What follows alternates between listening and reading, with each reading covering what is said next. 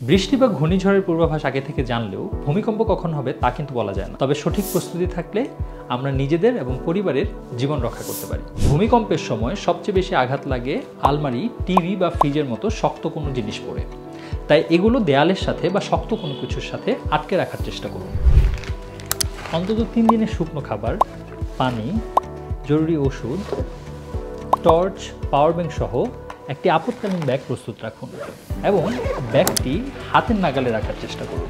ধরুন আপনি ধ্বংসস্তূপের নিচে চাপা পড়ে আছেন, বাইরে উদ্ধার কাজ চলছে কিন্তু উদ্ধারকারী দল আপনাকে খুঁজে পাচ্ছে না। তখন বাঁশি হতে পারে আপনার জন্য জীবন রক্ষাকারী, তাই হাতের কাছে একটি বাঁশি রাখতে পারেন।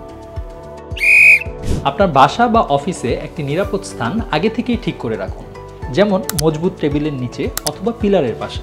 ভূমিকম্প চলাকালীন সময়ে জানালা বা ভারী কোনো কিছু থেকে দূরে থাকুন। আপনার ভবনের জরুরি নির্গমনের পথ আগে থেকেই চিনে রাখুন এবং সবচেয়ে জরুরি তা বাধামুক্ত রাখুন। পরিবারকে নিয়ে পূর্ব পরিকল্পনা করুন, বিশেষ করে শিশু ও বয়স্কদের সহায়তার জন্য কে এগিয়ে যাবে তা আগে থেকে নির্ধারণ করুন। আপনার ভবনের নিরাপত্তা যাচাই করুন। ভবনটি ঝুঁকিপূর্ণ হলে বিশেষজ্ঞের পরামর্শ নিন এবং বেশি ঝুঁকিপূর্ণ হলে সে ভবনে না থাকাটাই ভালো। প্রস্তুতি নিন আজই, কারণ ভূমিকম্প সময় জানিয়ে আসে না।